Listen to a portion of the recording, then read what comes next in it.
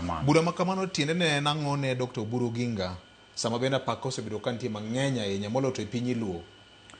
VOJ apaka ni e piny Luo kanye? Apaka ni kanye? Dibet okay, pogruok mar paro ahinya te wuodh siasa mar Oganda Luo. Mane mit demokrasia.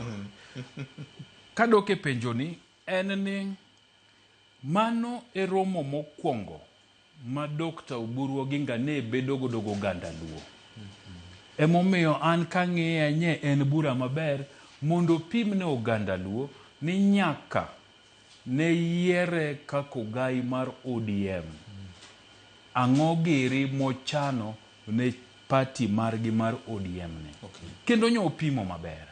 Nya winje koloso tadira wawachi party leader nyo tegno ka en Kisumu. Apani ma e mijingo manyo dwaro.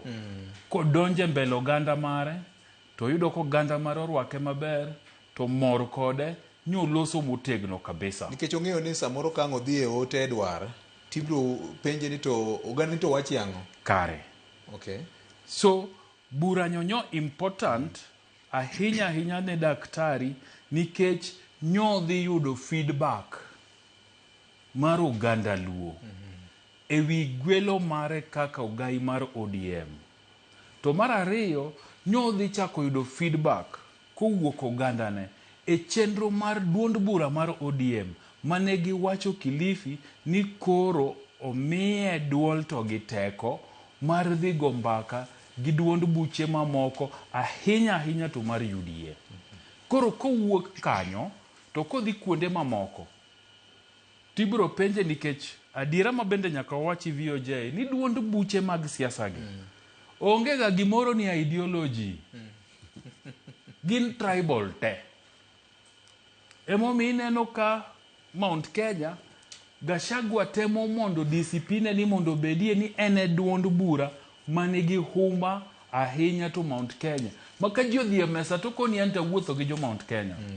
Emomi ineno ka Western ka Ford Kenya mienje ja Trans Nzoia chande bende ni gin gi margi mar DAPK. Ineno ODM bende limbe matin kamoro ka mondo kidwaro ni sauti mar oganda Baluya ni kany to nitie party matimo ang'o ma represent gi. Emomi ineno ka piny Wakamba Wiper Patriotic Front e party mane kanyo mang'enyne timo ang'o chiwo duondgi. So parties wagite kigolo kisungu mingi gi katiba mondiki magiketo ka registry of political parties to gin tribal outfits, gin duond buche mag oganda. Emomiyo sama ino gai mar duond buch od bura moramora to oganda ni nyaka riure kodi nikech mano miyot dhi ang'owa dhi e mesa kidhi go mbaka. Okay. Nyako chakre kamoro ineno nikech kamo chakre no temo dhi nikech adwa koni kanu tindi winje tindo ka winje mana tuli kende mawinjo ka wuoye wach mar kanu. Ang'o miyo kanu notho? Nikech kanu nokonwa ni en chama cha kimataifa, ni en ok en chama cha kikabila. To kani Daniel Arap Moi Toroitich owuok e tela Chepkeres tang'o mano otimore no yumba matinde okiwinji kata. Duond bura moro ne nitie piny Kenya kani Ford Asili bendi winje nikech ne en chama cha kimataifa. To kane Kenneth Stanley Njindo Matiba wechege orumo to Ford Asili notimo ang'owa no yumba munimo. Chama moro ne nitie kane Ford Kenya bende nowachi ni en chama ya kimataifa. To kane Ramogi Oginga Odinga onindo bende yumba matinde odong' mnang'owa ofuku wetangula kende. Dibeni ma irut ma ODM bende luwo koso? Abiro miamna time. Ineno pod adwa miyi historia adwoki mondo ine. So duond buche gi to DP bende winje. Neno kanyo ka Muturi pod ni kode. Apenjo ni DP bende winje. Gin gi jood buradi. Sani onge. Bas.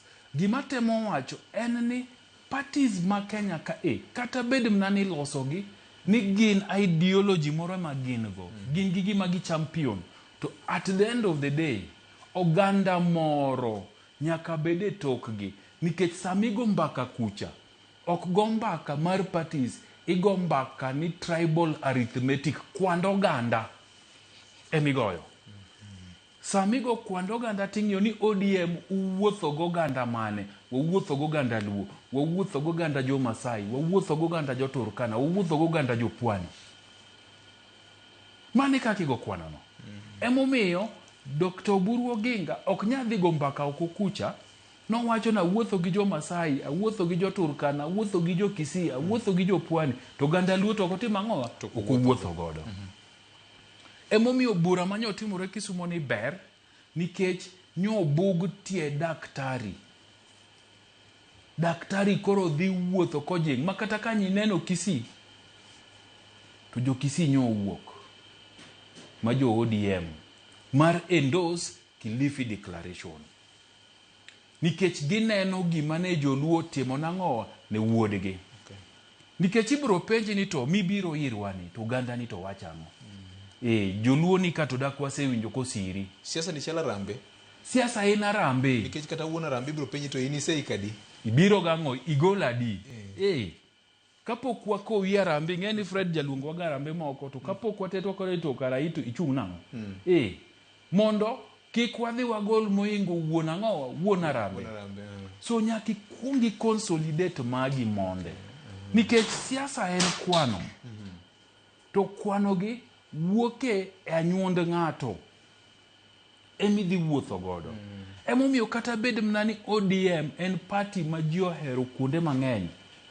to Kaluo emongirore mohingo kuonde mamoko king'iyo jood bura en godo mang'eny Kaluo king'iyo governors en godo mang'eny Kaluo emomiyo nyako dog Kaluo okonegi ni chenro mara chalo kama kako gai mar ODM to kosire kaka nyo sire mobuge kaka nyo buge cha to koro wuoth bedo ne daktari mayot seche modhi gombekni moko gi nitie jok ma bende bro wacho ni mano nok buch joluo gik mani mano bende ber demokrasia mar piny Kenya oyiene ng'ato ka ng'ato support chama mora mora modwaro piny Luo nyo siro Oburu ok wawacho ni joluo te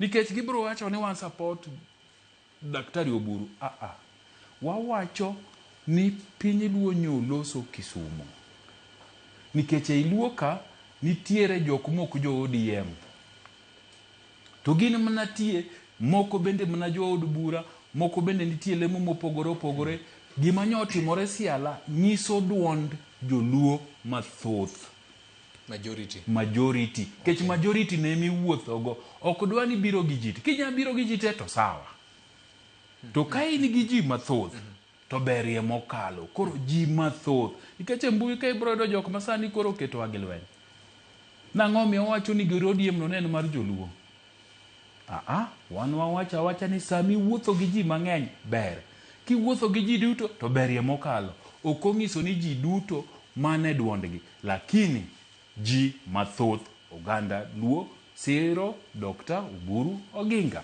erokamano Governor